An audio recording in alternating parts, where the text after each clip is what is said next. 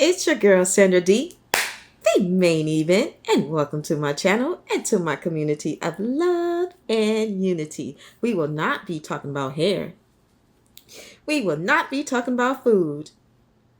We are on the road of talking about the narcissist. And if you haven't subscribed, what you waiting on?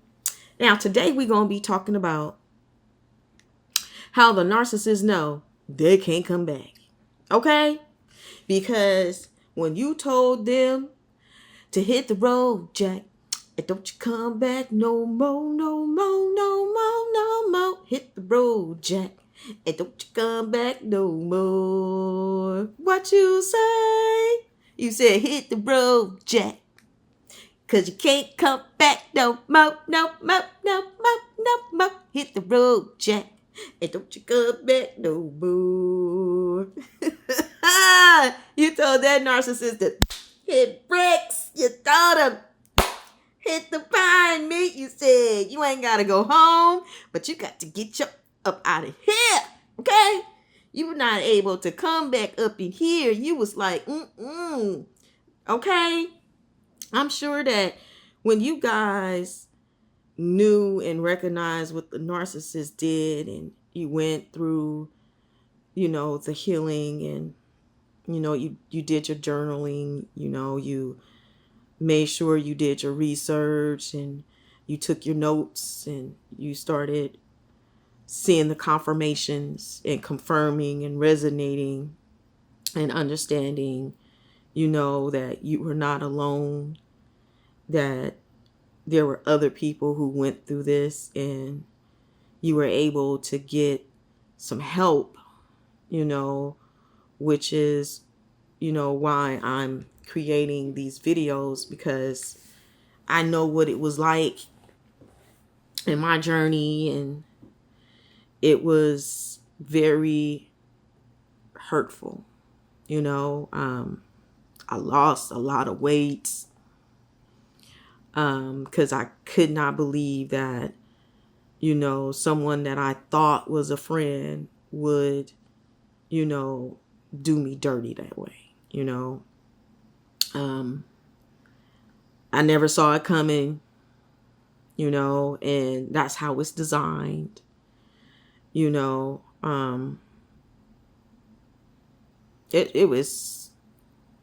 was devastating for me.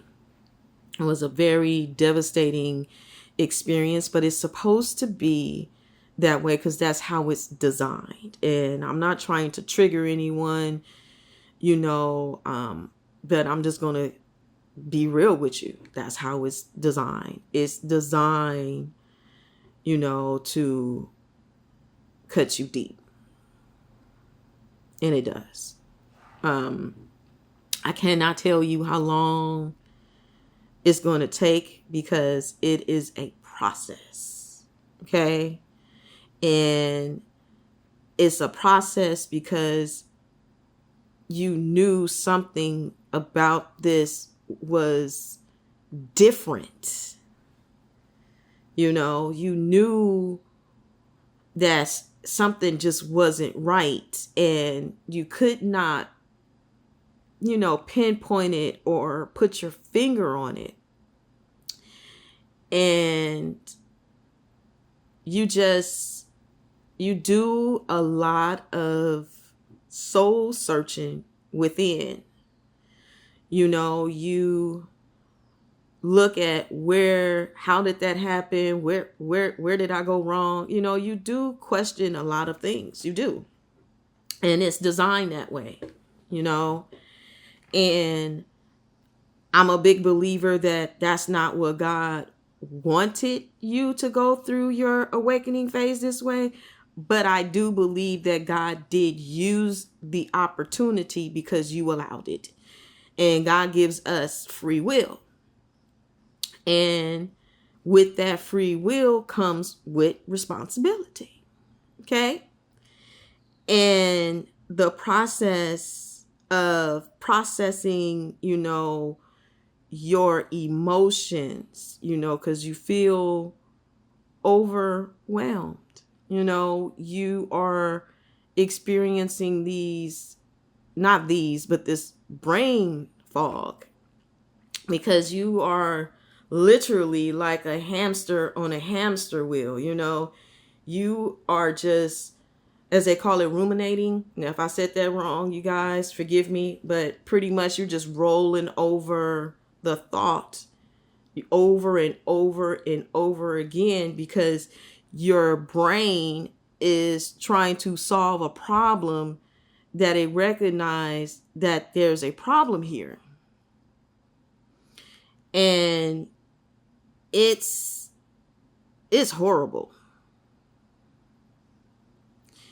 You begin to recognize and understand what the red flags were, what your intuition was telling you, what your gut was telling you.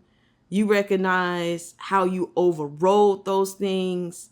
And please understand, you did that because that was the narcissist's intentions, was for you to override your feelings, your gut, because they wanted you to trust them and not yourself. And that was part of the manipulation. And when you discovered that you were being played, that you were being scammed, that someone was intentionally and on purpose doing this to hurt you, it hurts. And you get pissed off too. Because you like, who does this person think that they are to sit here and mistreat me and do me like this, and I ain't did nothing to you? And you didn't have to do anything to the narcissist, because the narcissist has unhealed traumas, and this is how they behave and how they act and what they do. Which is why you had discarded the relationship in the first place, because you knew that no one should be treating you like that, and you don't treat yourself like that. You don't let family members treat you like that, and you wasn't gonna let the narcissist treat you like that either. And you did the right thing by standing up for yourself and standing up to that bully, because that's what the narcissist is a bully. And you stood up to your bully and let them know, no, that you cannot do that with me. I know who I am. I value myself, and I'm not going to allow you to do this to me. And rightfully so. And you did the right thing by standing up to your bully and choosing you, because you are the prize. Okay? You are destined for greatness, and you can't take somebody with you that don't ride for you for real. And all they trying to do is ride on your coattail. Because the narcissist was sitting over here thinking that they was going to ride your ass like you a Seabiscuit, secretarian or somebody. Okay? They thought that they were going to take advantage of you because they were taken advantage of. And that was a no. That was a hell to the no, to the no, no, no. Hell to the no, no, no. So as you were reflecting and seeing these things, you recognized and came to terms with understanding that this was a relationship that it was not like any relationship you have ever experienced. And when you were taking it one day at a time, it was hard. Okay, it was difficult. Let's just be real. You were dragging around. Sometimes you didn't want to get out of bed, but you got up. Sometimes you didn't want to eat because you are feeling distraught, shocked. You're literally in a state. For me, I'm not going to speak for everybody, but for me, I was in a state of shock.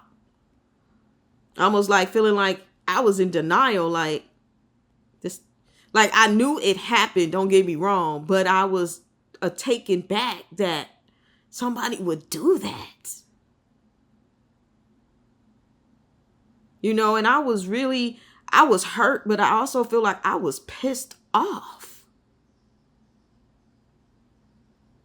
Because I'm like, how dare you pick and choose me for some stupid stuff that I didn't sign up for. And neither of you guys signed up for that either. Because you wouldn't have. Which is why they came in deceiving. Being a Decepticon. I don't know about y'all, but I used to love that old school show Transformers, like the cartoon before they had the movie. Now, if y'all around my age, somebody know. You remember when it was the cartoon and they be like, Transformers, more than meets the eye. Okay? And then you had your Autobots, and then you had your Decepticon. Okay? Now, if you know anything about Transformers, you know they robots, but you don't know which one is the good or the evil one until you see their actions. And a Decepticon is the one that's wicked and evil. They look normal, but until they start doing certain things, you don't even know that you're dealing with a narcissist until you see the behavior. Because they ain't going to act nice for long. They gonna show they natural ass. Excuse me, Jesus. But they gonna show their ass. I know y'all like, girl, why you be saying, excuse me, Jesus? Because I'm not no perfect individual, but I know the Lord is listening and I do want to be respectful. Okay. But the narcissist, they will show you they behind. They will show you they derriere. They will show you the reality of who they are after they finish faking you into believing that they are this nice, kind, wonderful person until you really get to know the narcissist. Then you like, good Lord, what is this? They come out like, surprise! And you be like, I don't want this surprise. You're like, no, thank you. You keep that. You keep that. No, thank you. You feel me? You be like, nah, You're like, no, you keep that. But yeah, as you're going through the process and you're recognizing the games that the narcissist plays, you recognize just how evil they are, how manipulative they are, how full of trauma that they have, that they're full of drama, and they like to be that way. They enjoy it. They don't, I believe, enjoy the torment that plays in their mind over and over and over again. But because I believe they're so used to it that they get a kick out of it. It's like, oh, another one bites the dust. Doom, doom, doom. Another one bites the dust. And another one too. And another one too. Another one bites the dust. Hey, they're going to get you too. Another one bites the dust. I mean, that's how it goes. Because they don't keep supply long.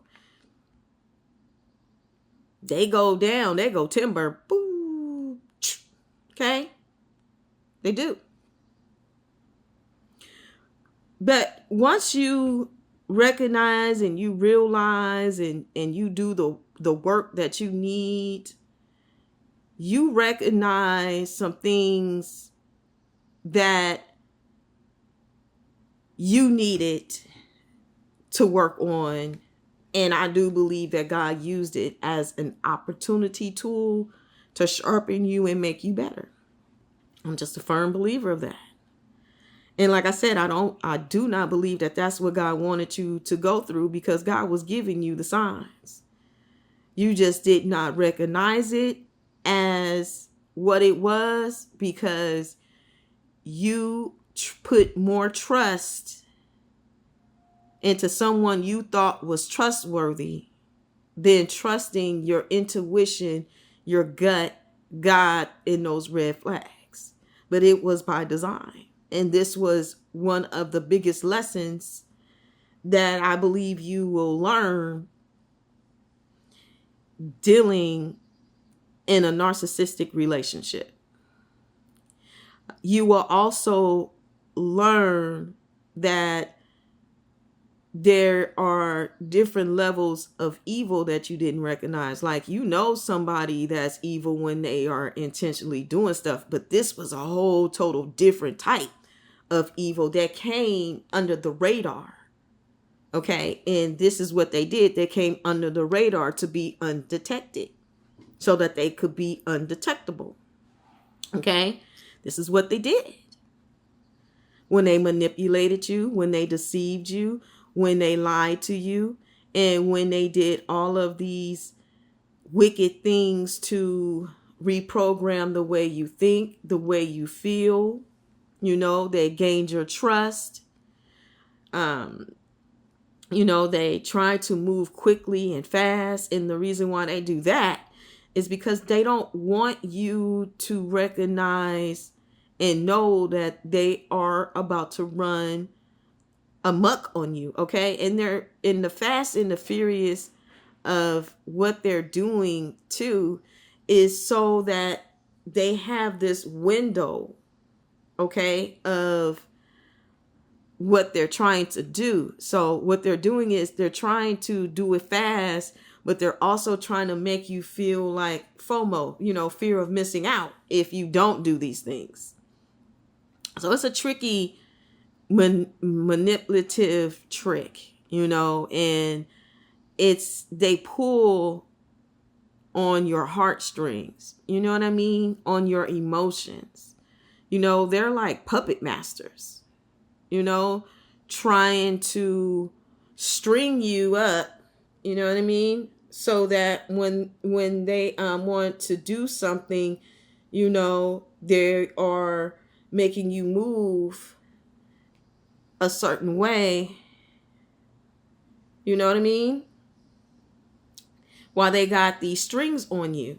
Because being in a narcissistic relationship, there's strings.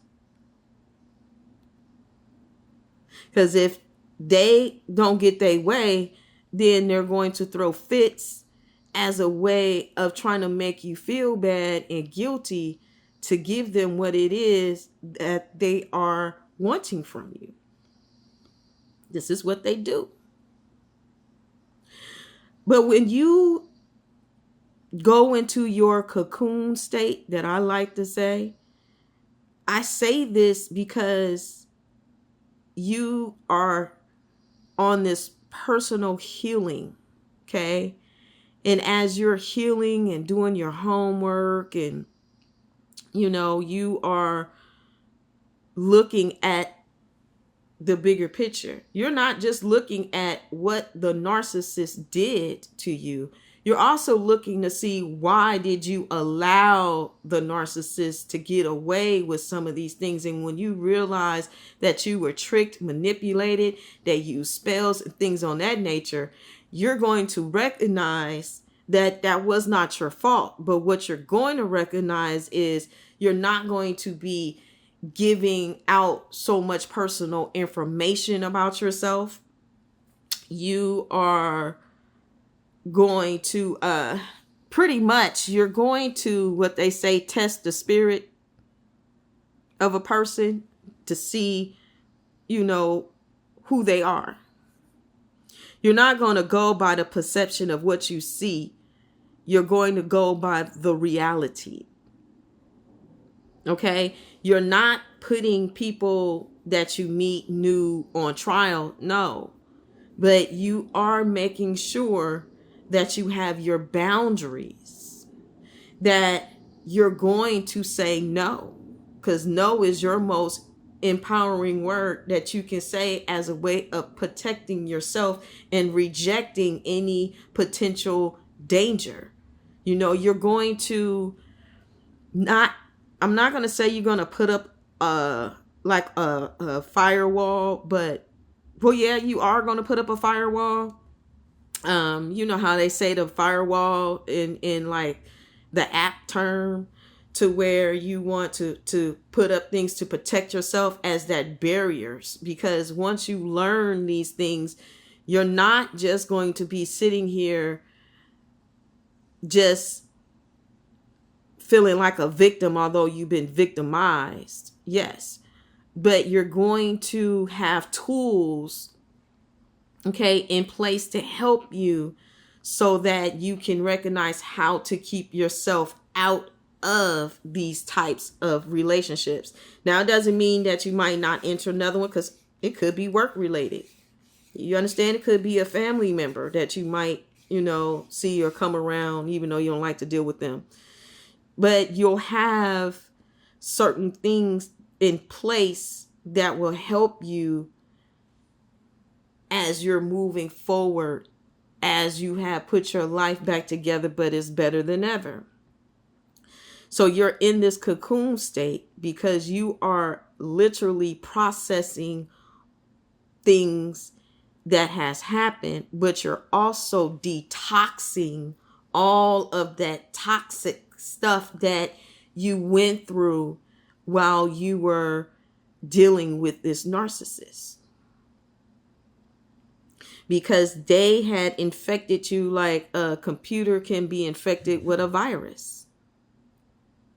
And you have to be reprogrammed and rebooted back to your original state. And that just takes time.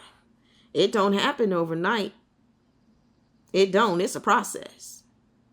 And I know a lot of you may feel like you lost a part of you, and you did. But it was a part of you that had to go.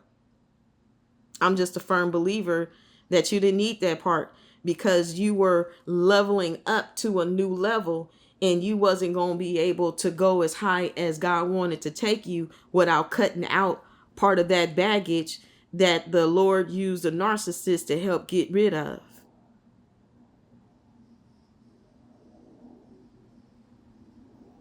It's not that you did not know your value, because you knew you were valuable. But as you're in this cocoon state, you're being rebirthed. Because you're going to new heights and new levels that this narcissist, the devil, can't go on. And the narcissists know they can't come back. Because as they have these secret devices on you, watching you, monitoring you, tracking you, they know your process. They know that they cannot come back because game is over. You recognize and you realize what they did. You don't need no closure because you already got it. You don't need for them to tell you how and why they did what they did. You know. You especially know if you're on this channel, because you sure got the tea. What does the narcissist have to do with you? Nothing. They can't even come back down on 53rd Street down the line later on in life. I don't care what's going on. And I'm going to tell you why. Because the narcissist does not change. So the narcissist may be sitting over here trying to figure out how they're going to be able to get back into your good graces, but that door has shut. It's done. It's a done deal. You can't come back. Because at the end of the day, you'll never forget what the narcissist did. You will forgive. And even that take time. And when you do forgive, you're not forgiving because it makes the narcissist right. No, that makes you free. It makes you free not to put your foot in their ass and be bitter and resentful, even though you're going to feel all of those emotions. That's just real. But in the end, the narcissist is going to get what they have sown, and everybody who participated with the narcissist and joined in and had hands on it. They ain't gonna be able to get to sit over there and think they get to hit you and then go run and hide their hands. No, you just as guilty as that narcissist, and you gonna reap every bit of what you sown. They don't get away with that. But you can't worry about when, how, and where. Just know it's gonna happen. And if God wants you to know, he'll tell you. But this is where you just trust God, because this is God getting you through the process to begin with. And God was letting you know that something wasn't right with the individual. But this puts you in a better position to trust God even more, because you know how much God loves you, because he helped you and delivered you and healed you through this whole process. You ain't gonna trust nobody but God. And those that God show you that are trustworthy, that is in your support circle. But the narcissist, oh yeah, they know they can't come back.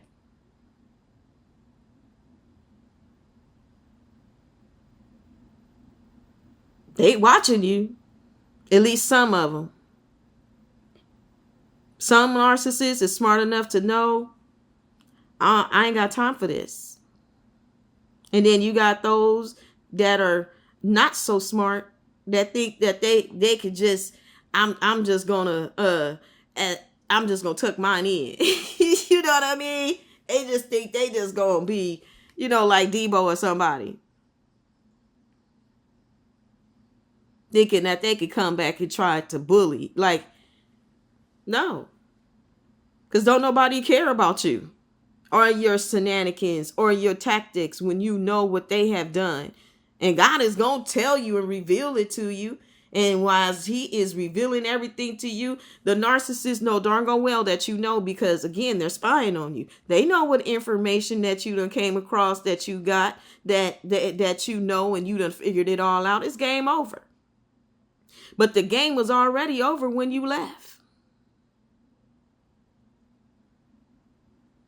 The narcissist knew it. That's why they kept trying to come back. Sending you 4-page letters of love notes. Okay, popping up trying to do hoovers. Trying to see if you gonna come and talk to them and respond to them for what? Ain't nothing there. Why waste your time? Now, if they want to sit there and waste their time and do all that, that's the time that they wasted. But you ain't wasting your time stalking their pages, doing no fake profile pages. You ain't got time for that. You too grown. You too mature. See what an immature person would do? Stalk you. For what?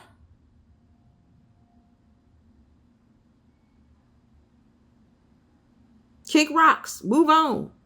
Eventually they do. You know what I mean? But they still want to pop up every now and then on these little fake little social pages that they did just to see what you're doing. Because they can't believe that you was the one who left.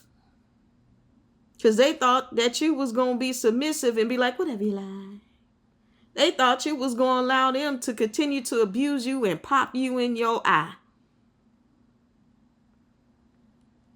They thought, told you they live on Fantasy Island. You know, the original one where tattoos would be like, the plane, the plane, the plane. That's just a little flying monkey on the side telling the narcissist, hey, there go the supply. Because that's their fantasy island. And they thought you was going to stay on their island. Now, the narcissist does try to do these little mental games still, you know, just to see if you'll be bothered. But for what? Because they want you to mentally focus on them. And it's like, game over, dog. Like, I ain't giving you two thoughts. And when you start doing your videos, which I do encourage you guys to do, talk about your experience, because you're helping somebody else in theirs. Because your story can help somebody else have a breakthrough in their own personal life. Your testimony can help somebody else know that they can make it through. You're not doing sharing because you're trying to make a narcissist popular. Nah. This right here is your testimony of how God bless you to make it to the other side. And you should share that. Now, I'm encouraging you to if you want to, but this is not an assignment that you have to do. But if God is pulling on your heartstrings, or you feel that God is telling you and you was looking for a confirmation, I hope this is your confirmation. Because you are helping or will help many thousands, millions, billions, trillions of people. And you will be helping them heal, be delivered, be set free. Because you were the blessing that God used as a vessel to pour into somebody else's life to bless them. So yes, the narcissist is aware that they cannot come back. So continue your journey. Hope to see you guys create your own channel and page. And if you do, please make sure that you send me a link. Okay? Because I want to see you guys succeed. I want to see you grow. And I want to see you healed and empowered. And if no one has told you today, hey, I love you. Okay? Here's a hug from me to you. But remember, God loves you more. I'll see you guys in the next video.